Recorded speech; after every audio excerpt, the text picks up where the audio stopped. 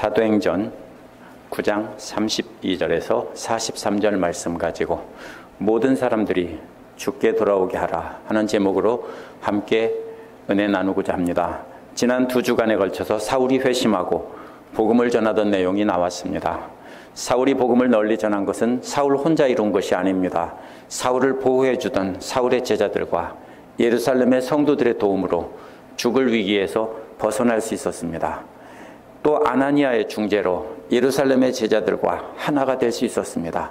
그렇게 모두가 하나가 되어서 복음을 전해서 교회는 유대와 갈릴리와 사마리아 온 지역에 걸쳐서 튼튼하게 서갔고 수도 점점 늘어갔다고 했습니다. 이제 오늘 말씀에서는 갑자기 베드로가 기적을 통해서 전도하는 내용이 이어집니다. 베드로의 사역은 12장 19절에서 끝나고 13장에서 다시 사울의 선교 사역이 시작됩니다. 그렇기 때문에 사울의 선교 사역 이야기 중간에 베드로에 대한 이야기가 갑자기 끼어들었다라고들 합니다. 그래서 좀 이상하게 연결이 됐다라고 합니다. 그러나 이는 누가 주인공인지를 모르기 때문입니다. 사도행전의 주인공은 사울이나 베드로가 아니라 성령님입니다. 성령님이 계속해서 주도해서 이끌어가는 모습을 지금 계속해서 말하고 있는 것입니다.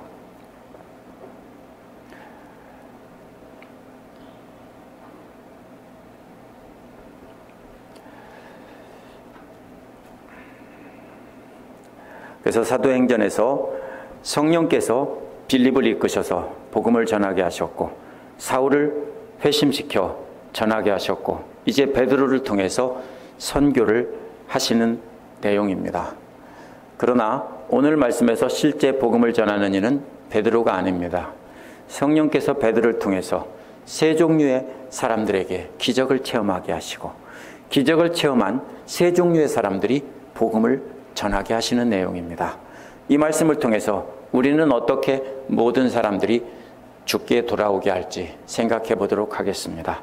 첫 번째로 중풍병 환자에게 기적을 체험하게 하신 성령님이 32절에서 35절에 나옵니다. 35절은 그런데 베드로가 사방을 두루다니다가 라는 말로 시작합니다. 사울과 함께 협력하는 사람들에 의해 교회가 튼튼하게 서고 숫자도 늘어갔는데 이제 사울은 다소로 피신을 했습니다. 복음의 전파가 끊긴 것 같죠? 그런데 베드로가 그 모든 지역을 다 통과해서 지나가면서 모든 교회들을 돌아보면서 위로하고 복음을 전하러 다닌 것입니다. 그냥 사방으로 두루 돌아다닌 것이 아닙니다. 그런데 그렇게 다니던 중에 특별히 루따라는 곳에 내려가서 거기 사는 성도들을 방문했다라는 것입니다. 그 중에서 베드로가 방문한 한 장소에 예를 든 것입니다. 루따는 예루살렘에서 서쪽으로 24마일, 약 40km 떨어진 곳에 있습니다. 걸어서 하루길 정도 되는 거리입니다. 성도라는 말은 예루살렘 교회에 있던 유대교 신자들을 가리키는 말이라고 제가 여러 번 설명을 드렸습니다. 본래는 광야에서 유대인들, 하나님을 섬기던 유대인들을 뜻하는 말인데 그 중에서 예수를 믿고 이제 신약교회에서는 예수를 믿는 예루살렘 교회에 처음 믿었던 유대인들, 이 사람들입니다. 복음의 씨앗이 된 사람들입니다. 그래서 이 사람들이 나중에 성도라고 불리웠습니다. 그런데 어떤 이는 빌립이 전도한 사람들이라고 말을 하기도 합니다. 왜냐하면 빌립이 바로 전에 전도를 했기 때문에 빌립이 전도한 사람들이 성도다 이렇게 해석합니다. 그런데 신약 성서에서는 예루살렘을 중심으로 예수를 믿고 복음을 전파하던 유대인 신자들을 가리키는 말이기에 잘 맞지 않습니다. 왜냐하면 빌립이 전도한 대상은 주로 헬라파 유대인들인데요. 이 사람들은 히브리파 유대인들일 가능성이 높기 때문입니다. 그런데 문제가 생겼습니다. 33절에 보면 베드로가 8년 동안이나 중풍병으로 누워있던 애니아라는 사람을 만났다라고 했습니다. 바로 문제는 이 사람이 8년 동안 누워있었던 것입니다. 32절에서 베드로는 흩어진 예루살렘 교회를 성도들을 방문하러 루따로 갔다라고 했기 때문에 이 사람도 예수님의 제자였을 것입니다. 만약 이 사람이 신자가 아니라면 치료받은 뒤에 이 사람이 회심하고 예수를 믿었다는 내용이 나와야 되는데 그게 없습니다. 이 사람의 경우 치료받은 뒤에 아무 내용도 나와 있지 않습니다. 또 바로 앞에 베드로가 루다에 있는 성도들을 방문하러 갔는데 성도들을 방문하러 갔다가 그 중에서 애니아라는 사람을 만났다고 했기 때문에 애니아는 분명히 신자입니다. 이 사람은 제자였지만 몸이 아파서 아무것도 하지 못하고 8년 동안 누워만 있던 제자였습니다. 특별히 이 사람은 완전한 장애를 가지고 있던 사람입니다. 34절에서 베드로가 애니아에게 말했습니다. 애니아여, 예수께서 그대를 고쳐주십니다. 일어나서 자리를 정돈하시오. 그러자 즉시 그는 일어났다라고 했습니다. 자리를 정돈한다는 말의 문자적인 뜻은요, 침대를 만들라는 뜻입니다. 이는 식사를 할 때 바로 깔고 누워있던 그 매트리스 같은 것을 잘 정돈하고 스스로 일어나 앉으라는 뜻이 될 수 있고, 또 잠자리를 위해서 침대를 스스로 펴고 준비하라는 뜻이 될 수도 있습니다. 그런데 문맥상을 보면 바로 여기서 일어나서 앉아서 스스로 먹을 준비를 하라, 이런 뜻일 가능성이 높습니다. 어떤 뜻이 됐든 핵심은 그동안은 혼자서는 아무것도 못했는데 이제는 치료받았기 때문에 스스로 알아서 자신의 일을 하라는 말입니다. 자기의 일은 스스로 하자, 알아서 척척척, 이런 것과 같은 뜻입니다. 이는 완전한 치유가 이루어졌다는 뜻입니다. 불신자에게 기적을 행한 경우에는 아까 말씀드린 것처럼 그 다음에 예수님을 영접하는 과정이 나오는데 없기 때문에 이 사람은 본래 제자였던 사람입니다. 35절은 루다와 샤론에 있는 모든 사람이 애니아를 보고 주님께 돌아왔다라고 했습니다. 루다는 도시 이름이고요. 샤론이라는 말에는요, 영어의 더에 해당하는 정관사가 붙어 있습니다. 이건 도시가 아니고 샤론 평야 그 온 지역을 뜻하는 말입니다. 쉽게 말하면 예루살렘과 그 유대 지방을 말하는 것처럼 루다는 도시 이름이지만 샤론은 그 도시를 둘러싸고 있는 한 지역 이름입니다. 그래서 애니아는 그동안 예수님의 제자였지만 몸에 완전한 장애를 갖고 있었기 때문에 아무것도 못하던 사람입니다. 그런데 베드로를 통해서 치료를 받고 이제 복음을 전하는 사람이 된 것입니다. 애니아가 건강하게 회복된 모습을 보고 놀라는 사람들에게 애니아는 다니면서 자신의 모습을 보여주었고, 그러면서 자기를 치료한 사람이 바로 메시아라고 전한 것입니다. 그래서 애니아를 통해서 수많은 사람들이, 그 지역 많은 사람들이 예수가 메시아라는 걸 깨닫고 주님께 돌아왔다는 것입니다. 여기서 복음 전한 자는 베드로가 아니라 분명히 애니아입니다. 베드로는 애니아를 치료하는 일을 한 것이고, 애니아가 돌아다니면서 많은 사람들이 애니아를 보고 돌아온 것이지, 베드로의 말만 듣고 내가 애니아를 치료했고 그 사람이 일어나서 걸어다니고 이렇게 하고 있다라고 말해야 별로 파워가 없습니다. 누가요? 애니아가 직접 다니면서 사람들에게 보여주면은 내가 바로 그 8년 동안 누워있던 바로 그 사람이다, 그러면서 애니아가 복음을 전한 것입니다. 두 번째로 36절에서 43절에는 과부들에게 기적을 체험하게 하신 성령님이 나옵니다.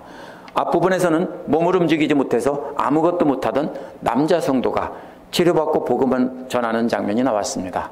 근데 36절에서는 선행을 많이 하던 여자 제자가 등장합니다.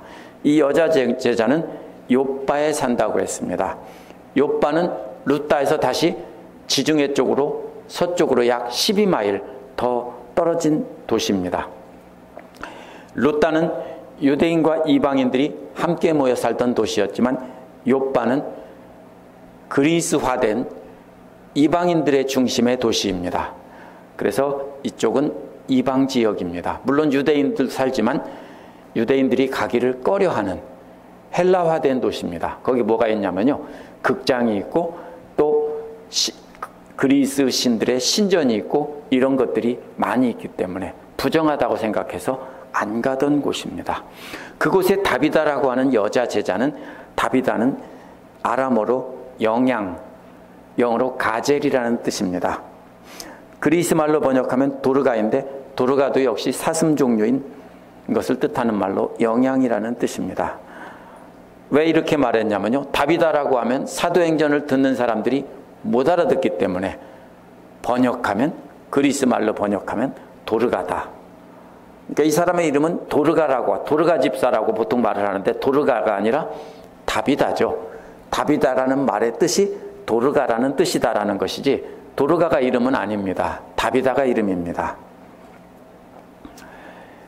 아마도 이 눈이 크고 빛나는 검은 눈동자를 지녔기 때문에 붙인 이름일 겁니다. 사슴이 닮아서 눈이 맑은 그 여자, 그런 그 한국의 대중가요도 있습니다. 아십니까? 옛날에 우리 어릴 때, 젊을 때 불렀던 노래입니다. 이렇게 사슴 같은, 영양 같은 커다란 검은 눈동자, 빛나는 눈동자를 가졌기 때문에 그렇게 부모들이 이름을 지었을 것입니다. 이 여자는 선한 일과 구제 사업을 많이 하는 사람이었다고 했습니다. 선한 일이란 본래 하나님의 속성을 나타내는 말입니다. 자신이 주인이 되지 않고 하나님께서 그 중심에 계시면서 인도하시는 대로 따라 행한 것을 말합니다. 아마도 한결같은 사랑으로 인내하며 도저히 참아줄 수 없는 원수 같은 사람도 끊임없이 참아주면서 사랑을 행했을 것입니다. 또 구제 사업을 많이 했다는 말은 가난한 사람들에게 물질로 나눠주었다는 뜻입니다. 그러므로 이 사람은 한결같은 사랑으로 참아주면서 사랑을 나눠주고 또 물질도 나누어줬다는 뜻입니다. 왜요? 가난한 사람들에게 물질을 나눠주다 보면 속이 뒤집힙니다. 왜냐하면요, 계속 달라고 하만 하고 은혜도 모르고 이렇게 배신하고 이렇게 하기 때문에 그 사람들에게 나눠준다는 것이 쉽지 않습니다. 그렇기 때문에 다비다는 하나님의 마음으로 계속 참아주면서 한결같은 사랑으로 계속 용서해주면서 계속해서 물질로 나누어줬다는 것입니다. 37절은 그러나라는 말로 연결이 됩니다. 이 여자에게 큰 문제가 생겼다는 신호입니다. 그 즈음에 병이 들어 죽었다는 것입니다. 그래서 사람들은 이 여인을 씻겨서 다락방에 두었습니다. 다락방은 교회가 보이던 곳일 것입니다. 씻긴 것은 매장한 준비를 마치고 기다리고 있습니다. 그런데 특이한 것은 시신을 공동체가 모이던 다락방에 올려두었다는 것입니다. 이것은 평범한 일이 아닙니다. 이 여인은 교회 공동체에, 요빠의 믿음의 공동체에 아주 특별히 존중받는 특별한 여인이었다는 것을 나타냅니다. 원수 같은 사람도 한결같은 사랑으로 용서하고 사랑하면서 어려운 사람들에게는 물질을 많이 나누어 주던 사람이었기 때문입니다. 38절에서 룻다는 요빠에서 가까운 곳이라고 했습니다. 요빠는 룻다에서 12마일 떨어진 지중해 해변의 도시라고 제가 아까 말씀드렸습니다. 가까운 곳에 룻다에 베드로가 와 있다는 말을 듣고 두 사람을 베드로에게 보냅니다. 베드로는 본인의 의도와 상관없이 예루살렘에서 점점 더 멀리 가고 있습니다. 베드로가 가고 싶어서 떠난 게 아닙니다. 스데반의 죽음으로 핍박 때문에 흩어진 예루살렘의 성도들을 찾아다니면서 잘 있나 보기 위해서 룻다에 간 것이고, 그러다가 요빠에서 와달라는 말 때문에 진짜로 죽어도 가기 싫은 요빠에 그렇게 간 것입니다. 점점 더 그리스화된 그리스 사람들, 이방 사람들이 더 많이 사는 곳으로 점점 멀리 떨어져 가는 모습입니다. 베드로의 의지가 아니라 성령께서 요빠에 있는 사람들을 보내서 그리로 가게 하신 것입니다. 만약에 성령께서 핍박으로 흩어놓지 않았다면 베드로와 제자들은 예루살렘에 머물면서 그곳에서 복음을 전했을 것입니다. 그런데 성령님의 인도하심으로 이제는 점점 더 먼 곳으로 가고 있습니다. 그런데 지체 말고 와달라고 간청했다는 말은 단순히 빨리 와달라는 뜻이 아닙니다. 지체한다는 말은 오기 싫어하며 몸을 움츠리고 꾸물거린다는 뜻이기 때문입니다. 당시 요빠는 그리스화된 도시이기 때문에 경건한 유대인들은 안 가던 곳입니다. 그래서 꺼려한 곳입니다. 와달라는 말도요, 그러한 지역을 완전히 통과해서 자기들이 있는 곳까지 와달라는 것입니다. 무슨 말입니까? 거룩하지 못한 곳을 통과해서 성도들이 모여있는 그곳으로 갈 수 있다는 뜻입니다. 매우 중요한 일 때문에 그렇게 공식적으로 요청하니까 이방 지역 가지 않는 곳을 통과해서 속히 와 달라는 것입니다. 39절도 역시 그러나라는 말로 시작합니다. 그렇게 오기를 꺼려하는 곳이지만 그러나라는 뜻입니다. 베드로는 즉시 일어나서 데리러 온 두 사람과 함께 동행하여 그곳에 도착했습니다. 도착했다는 말에는요, 접속사가 반드시 있어야 됩니다. 이 그리스어 원어 성경을 읽다 보면요, 끊임없이 접속사가 나옵니다. 그래서 영어에서 그게 말이 안 되기 때문에 생략한 곳이 많습니다. 근데 여기는 반드시 있어야 되는데 생략했습니다. 이런 것은 유명한 예가요, 바로 베니, 디디, 비시, 왔노라, 보았노라, 이겼노라. 이 라틴어에서도 접속사 없이 그냥 연결된 것은요, 아주 급박하게, 신속하게, 빠르고 신속하게 전달하는 모습입니다. 이런 수사법 중에 하나입니다. 아주 빠른 속도로 긴박하게 일이 진행이 되고 있다는 것을 나타내기 위해서 의도적으로 접속사를 생략한 것입니다. 그래서 도착하자마자, 베드로가 도착하자마자 급히 데리고 다락방으로 올라갔다라는 뜻입니다. 왜 그러냐면요, 유대인들은 죽은 지 일정한 시간이 지나면은 영혼이 아예 떠나가고 다시 살아날 수 없다라고 믿었습니다. 그런데 베드로가 오기까지 이미 시신을 씻겨놓고 다 준비해놓고 있는데, 매장할 준비 다 해놓고 시간이 되면 매장을 하려고 하는데 베드로가 안 옵니다. 그래서 기다리다가 아마 마지막 순간에 임박해서 베드로가 온 것 같습니다. 그래서 얼른 도착하자마자 서둘러 다락방으로 데리고 올라가는 장면입니다. 그런데 과부들이 모두 베드로 곁에 서서 울면서 다비다가 만들어준 속옷과 겉옷을 다 보여주었습니다. 속옷이라고 해서 오늘날 속옷이 아니고요, 셔츠와 같은 그런 보통 일상복입니다. 겉옷은요, 그 위에 밖에 외출할 때 입는 옷입니다. 그런데 이것이 바로 그리스어에만 있는 중간태입니다. 능동태와 수동태 사이에 중간태라는 게 있는데요, 이게 무슨 뜻이냐면 자기들이 하는 행동이 자기들에게 영향을 미칠 때 쓰는 말입니다. 이 말이 무슨 말이냐면 자기들이 옷을 가지고 보여주는 게 아니라 자기들이 입고 있는 옷을 보여준다는 뜻입니다. 우리가 입고 있는 이 속옷과 이 겉옷을 다 다비다가 만들어줬어요 라고 설명하는 겁니다. 다비다의 시신 앞에서 울고 있던 과부들이 베드로가 도착하자 베드로에게 이 모든 내 속옷 겉옷 다 다비다가 만들어줬다고 하면서 그렇게 울고 있는 모습입니다. 이 과부들이 바로 36절에서 다비다가 착한 일과 구제 사업으로 섬긴 사람들입니다. 당시 유대 사회는 남자 중심이었고 유산도 모두 남자들에게 가고요, 그렇기 때문에 여자는 시집가서 잘 살면 노 프로블럼인데 과부가 되면은 그 다음에는 불쌍해집니다. 그런데 만약에 자식도 없다 그러면 그냥 길거리 노숙자입니다. 그냥 거린으로 굶어 죽는 일이 허다합니다. 그렇기 때문에 이 사람들은 정말로 불쌍한 사람들입니다. 아무것도 할 수 없던, 루다에서 아무것도 할 수 없던 불쌍한 사람이 중풍병자인데, 욥바에서는 아무것도 할 수 없는 불쌍한 처지에 있는 사람들이 바로 이 과부들입니다. 그동안은 다비다가 섬겼는데 다비다가 죽었기 때문에 이제는 이 여자들은 큰일 났다라고 생각하면서 울고 있는 여자들입니다. 40절에서 베드로는 모든 사람을 다 내쫓았습니다. 이 이야기와 똑같은 이야기가, 비슷한 이야기가 누가복음 8장 51절에서 나옵니다. 예수께서 회당장의 딸을 살리실 때에도 다른 사람들을 다 내쫓았습니다. 그런데 차이점은요, 베드로와 요한과 회당장은 데리고 들어갔습니다.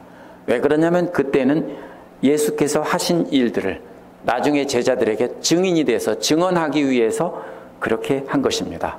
그런데 베드로가 한 일에는 증인이 필요 없습니다. 왜냐하면 베드로가 예수님이 아니기 때문입니다. 그것은 누가 하신 일입니까? 이미 증언하고 있는 예수님이 하신 일이기 때문에 다 내보내고 베드로는 혼자서 기도를 했습니다. 예수께서 일하고 계신다라는 뜻입니다. 엘리사가 무릎을 꿇고 기도하는 모습이 바로 열왕기하 4장 33절에 나옵니다. 엘리야가 아이를 살리는 모습, 과도 같습니다. 베드로는 성전을 향해서 기도했을 것입니다. 기도가 끝난 뒤에 시신을 향해서 몸을 돌렸다고 했기 때문입니다. 성전을 믿든 안 믿든 유대인들은 항상 기도할 때 하나님이 계신 성전 쪽을 향해서 몸을 돌리고 기도하는 습관이 있었습니다. 그래서 그렇게 기도하다가 이제 시신을 향해서 몸을 돌린 것입니다. 그리고 말한 것이 다비다야 일어나라 라고 했습니다. 근데 이것이 그리스 말로 기록되었지만 베드로는 아람어를 쓰던 사람이기 때문에 다비다 쿰이라고 아람어로 말했습니다. 예수께서 따라 일어나라 라고 살릴 때 뭐라 하겠습니까? 달리다 쿰인데 딱 한 글자만 다릅니다. 다비다 쿰, 달리다 쿰, 한 글자만 다릅니다. 그러자 이 여자는 먼저 눈을 떴습니다. 그리고 베드로를 바라보면서 스스로 일어나 앉았습니다. 41절에서 베드로는 손을 내밀어서 그 여자를 일으켰습니다. 그리고 성도들과 과부들을 불러서 그 여자가 살아있음을 보여주었습니다. 성도들이 누굽니까? 아까 말씀드린 대로 그냥 단순히 모든 성도가 아니라 예루살렘에서 도망 나와서 이제 다른 지역의 교회를 섬기고 있는 예루살렘의 성도들입니다. 또 그 사람들과 또 그 지역의 많은 과부들이 그 교회의 중심되는 인물이었다는 것입니다. 베드로는 그 여자가 살아있음을 보여주었다고 했습니다. 보여줬다는 말은 옆에 세워두었다는 말입니다. 베드로는 살아난 다비다를 자기 옆에 세워두고 그들에게 이렇게 살아있다라고 보여준 것입니다. 42절은 이 일이 온 요빠에 알려졌다고 했습니다. 그 소문이 요빠 전체에 완전히 쫙 깔렸다라는 뜻입니다. 이것도 역시 베드로가 직접 전했기 때문이 아닙니다. 다비다가 다니면서 전했기 때문도 아닙니다. 왜냐하면 기적을 체험한 사람은 다비다이지만 다비다는 죽어 있었기 때문에 사실은 잘 모릅니다. 그렇죠? 다른 병이 치료된 사람하고는 달라요. 그죠? 다른 병이 치료된 사람들은 자기가 치료되는 과정을 다 기억하지만 죽었다 살아난 사람은 아무것도 모릅니다. 그러면 그 증인이 누구입니까? 죽었다 살아난 증인은 과부들입니다. 죽는 것도 보았고 그 앞에서 계속 울고 있던 그 과부들이 바로 이 기적의 증인들입니다.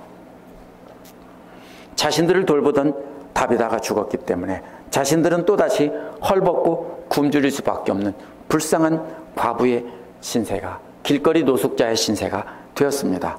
그런데 베드로가 와서 다시 기도하는 것을 기도함으로 다비다가 살아났습니다. 이때 제일 기뻐했던 사람은 죽었다가 살아난 다비다가 아니라 바로 이 과부들입니다. 우리는 다비다를 초점을 맞추고 다비다가 부활했다라고 생각하지만 사실은 누가가 강조하는 것은 다비다가 아니라 그 앞에 있던 과부들입니다. 한번 생각해 보십시오. 누가 더 기쁘겠습니까? 다비다는 죽었으면 끝이고요. 그 다음에 살아날 것이라고 기대했던 사람은 아닙니다. 살아났어도 어찌된 영문인지 모르고 어리둥절했을 사람입니다. 그런데 그것을 지켜보던 과부들은 죽었을 때 완전히 낙심해서 통곡을 하다가 통곡하는 과정에서 다시 살아나서 환호성을 울렸던 사람들은 바로 이 과부들입니다.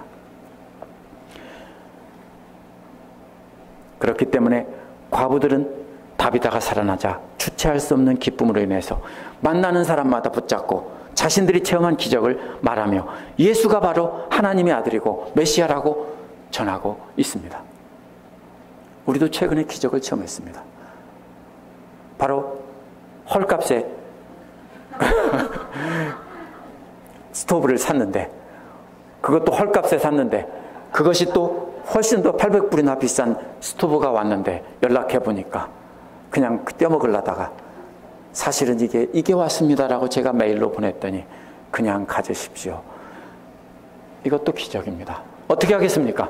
만나는 사람마다 만약에 헌금을 하신 분들이라면 우리가 이만큼을 헌금했는데 이것이 이만큼 불어서 2배 이상 불어났습니다 라고 증거하지 않겠습니까?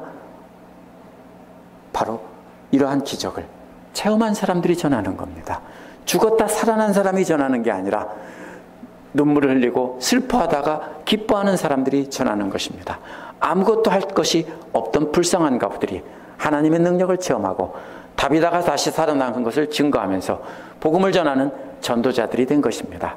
그 결과 많은 사람들이 주께 돌아왔다라고 했습니다. 여기서는 돌아왔다는 게 아니라 믿게 되었다라는 말로 바뀌어져 있습니다.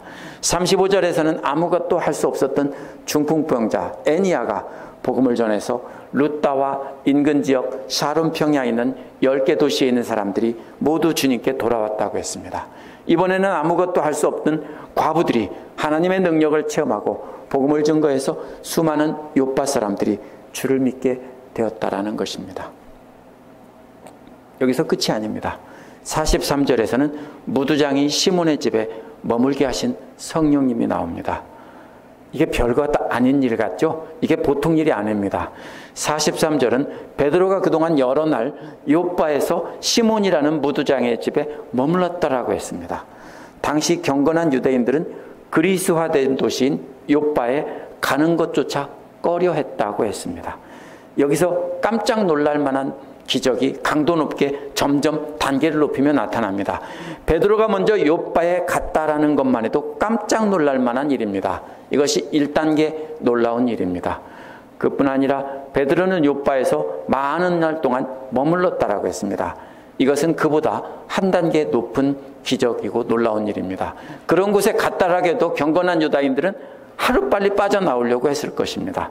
그런데 거기서 오랫동안 머물렀다고 했습니다. 그런데 더 놀라운 일은 무두장이 시몬의 집에 머물렀다. 원어에서는 이렇게 단계를 높이며 3단계로 설명합니다. 가장 높은 3단계의 놀라운 일은 무두장이 시몬의 집에 머물렀다는 것입니다. 무두장이 시몬의 집에 머물렀다는 것이 왜 그렇게 최고로 놀라운 일인가 하면 레위기 11장 39절에 보면 죽은 동물의 사체를 만지는 자는 저녁까지 부정하다라고 했기 때문입니다. 근데 이 사람은 뭐 하는 사람입니까? 죽은 동물의 가죽을 벗겨서 그것을 손질해서 가죽을 쓸 수 있는 물건으로 만드는 것이 이 사람의 직업입니다. 어떻게 될까요?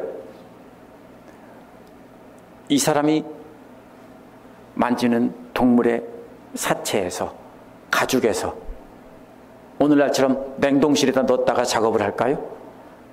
썩는 냄새가 나고 고약한 냄새가 나고 그랬기 때문에 경건하지 않은 유대인이 아닌 헬라 사람들도 싫어했기 때문에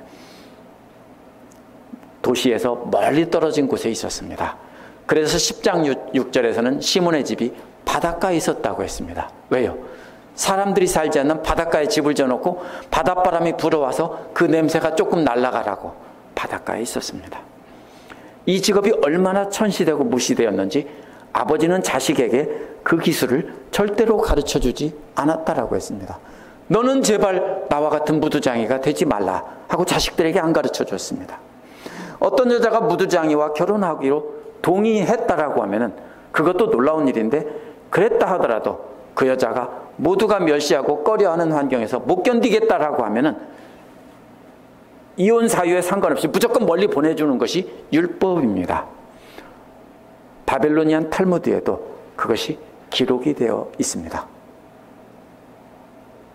이건 이유가 없어요. 여자가 나 여기서 이 사람하고 못 살겠다라고 하면은요, 그거는 어떤 이유에 상관없이 그 여자는 무조건 멀리 보내주는 것이 옳은 법입니다. 그만큼 무시되었던, 더럽게 여겨지던 이 사람은 한 번이 아니라 날마다 끊임없이 부정한 것을 만지는 사람입니다. 그런데 여기에서 오랫동안 머물렀다는 말은요, 아주 많은 날 동안 한없이 머물렀다 이런 뜻입니다. 베드로는 그곳에 있으면서 그 인근에 복음 전한 것입니다. 이것은 절대로 베드로의 인간적인 생각에서는 결정한 일이 아닙니다. 유대인의 사고로는요, 그런 집에 절대로 머무를 수 없습니다. 태어나면서 배우는 것이 바로 그런 데에 가지 말라는 것입니다. 미시나와 탈무드는 이런 사람들이 격려를 받았다라고 기록하고 있습니다. 왜냐하면 그들은 죽은 동물의 가죽을 가공하여 팔아서 먹고 사는 사람들이었기 때문입니다. 랍비들은 이런 사람들에게 저주가 있을 것이라고 외쳤습니다. 그것도 한두 번이 아니라 날마다 계속해서 부정한 상태로 살아가는 사람들입니다. 그렇기 때문에 베드로가 이런 집에 들어가서 오랫동안 있었다는 것은 정말 놀라운 기적입니다. 우리가 한번 무두장인 시몬의 관점에서 한번 생각해 봅시다. 무두장이 시몬은요, 이렇게 보이지 않는 감옥에 갇혀있던 사람입니다. 아무도 상종하지 않고 혼자서 외롭게 살아가는 사람입니다. 어쩌면 부인조차도 없었을 가능성이 매우 높습니다. 누가 거기서 살겠습니까? 아무도 오지 않는데요. 이렇게 격리된 보이지 않는 감옥에 살던 시몬은 그 감옥에서 해방되는 기적을 경험한 것입니다. 베드로가 누굽니까? 사도들의 우두머리고 믿는 자들의 중심인물입니다. 베드로가 이곳에 와 있었기 때문에 다른 제자들과 다른 믿는 사람들이 수도 없이 이제는 그 집에 드나들었을 것입니다. 이제 베드로가 이러한 부정한 사람의 집에 들어가서 오랫동안 머물러 있으며 복음을 전한 것은 분명히 성령께서 지시하신 것입니다. 성령께서 말씀하셨기 때문에 베드로는 순종한 것입니다. 그게 아니라면 이런 상황은 당시 유대인의 상황에서는 어떠한 경우에도 설명이 안 됩니다. 이 경우에는 그래도 유대인이었기에 순종했을 것입니다. 성령님의 명령에. 그런데 다음번에 나오는 이방인 고넬료의 집에 들어가는 것은 베드로는 그때는 나 못합니다라고 거부합니다. 그렇죠? 내가 부정한 것을 먹은 일이 없습니다라고 거부하지 않습니까? 그렇기 때문에 이것은 다음번에 이방인 고넬료의 집에 들어가게 하기 위한 중간에 거쳐가는 과정입니다. 베드로는 예루살렘에서 룻다는 조금 이방인과 유대인이 섞여 사는 곳이고요. 욥바는 더 많이 섞여 사는 곳이고, 그 중에서도 무두장이 시몬의 집은 가장 부정한 곳입니다. 그러나 그래도 유대인입니다. 근데 다음번에 고넬료는 완전히 부정한 이방인의 집입니다.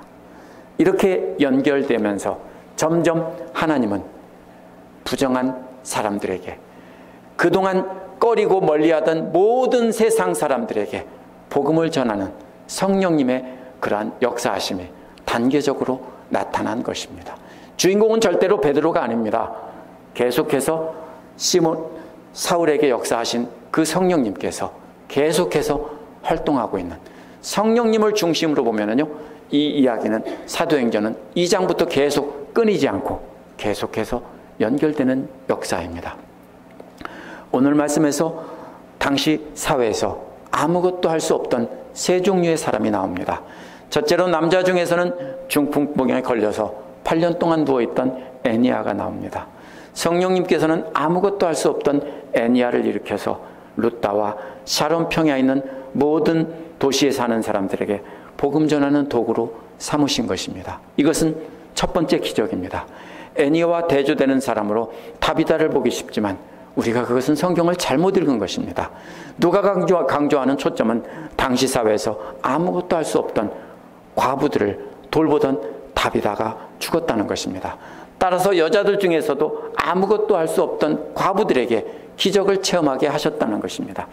다비다의 죽음으로 다비다가 돌보던 과부들은 당장 먹을 것과 입을 것을 구할 수 없었던 최고 불쌍한 존재가 되었는데, 성령께서 다비다를 살리셔서 그 과부들에게 기적을 체험하게 하신 것입니다.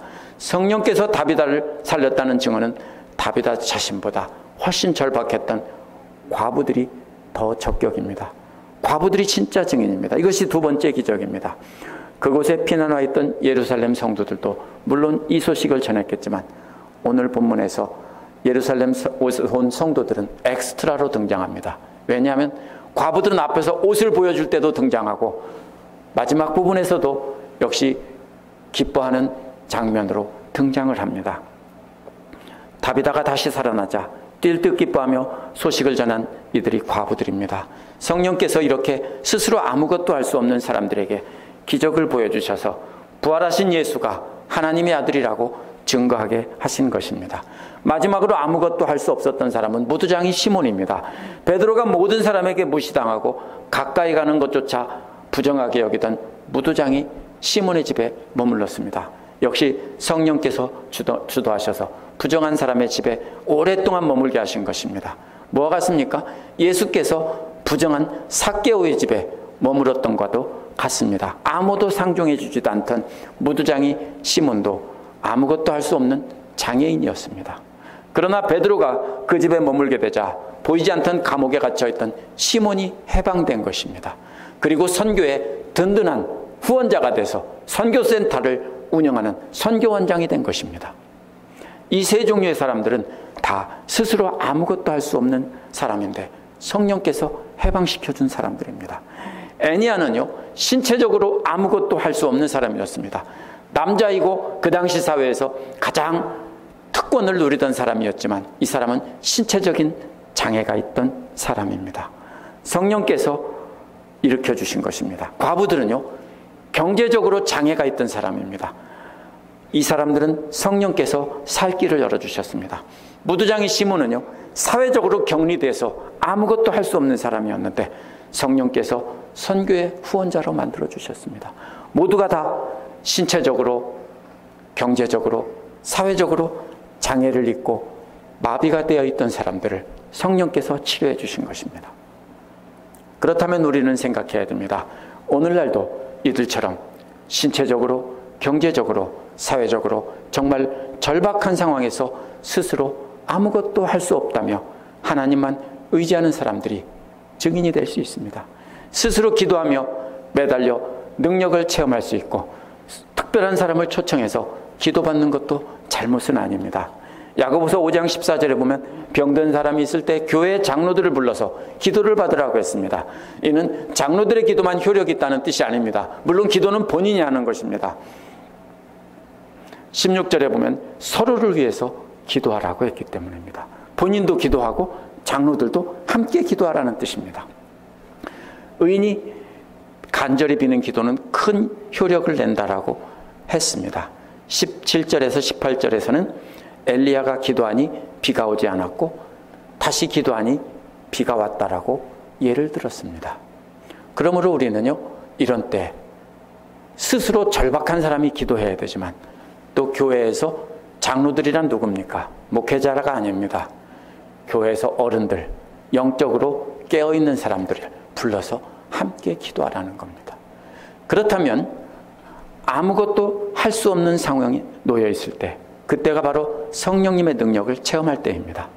이스라엘 백성들이 앞은 홍해이고 뒤에는 애국 군대가 추격해 올 때 하나님의 능력을 체험했습니다. 모세가 뭐라고 했습니까? 두려워하지 말고 하나님께서 하시는 일을 보라고 했습니다. 어떠한 놀라운 일이 이루어져도 자신들이 바로 기도하니까 놀라운 능력이 이루어지는 것입니다. 만약에 절박하지 않은 사람이 기도를 하면 문제가 생깁니다. 왜요? 이루어져도 자신의 능력으로 착각을 하기 때문입니다. 자신은 아무것도 할 수 없고 자기 힘으로는 돈도 없고 아무것도 할 수 없는 사람들이 기도할 때 성령께서 더 잘 응답해 주십니다. 그렇다면 나는 그런 상황이 아닌데 어떻게 할까요? 오늘은 두 종류의 사람이 함께 기도한 것입니다. 베드로는 절박한 사람이 아닙니다. 그렇죠? 베드로가 그들에게 나가서 기도를 해 주었고 그들도 함께 기도하며 모두가 놀라운 은혜를 이룬 것입니다. 우리도 그렇다면 사람들이 무시하는 아무것도 없는 신체적으로, 경제적으로, 사회적으로 완전히 쓰레기같이 고립되어 있고 사회적으로 버려져 있는 사람들에게 나가야 됩니다. 그러나 교회가 그런 사람만 초점을 맞추면 그 교회는 분명히 잘못된 교회입니다. 왜요? 거기에는 지도자가 되고 사회적으로 유력 인사도 있고 다비다같이 재력이 많은 여자들도 있었습니다. 이런 사람들이 그들을 위해서 함께 기도하고 물질로 돕고 이렇게 해서 함께 협력해서 교회를 이루는 것입니다. 그러므로 우리는 성령님께서 모두가 꺼려하는 사람에게 나가라고 하면 우리가 스스로 지쳐 말고 나가야 됩니다. 우리가 만약에 그렇게 장애를 입고 있는 사람이라면 우리 스스로 간절히 기도해야 합니다. 그렇게 기적을 체험하게 됩니다. 그렇게 기적을 체험한 사람들이 함께 협력하여 복음을 전할 때 모든 사람들이 주께 돌아오는 기적이 일어날 것입니다. 함께 기도하시겠습니다.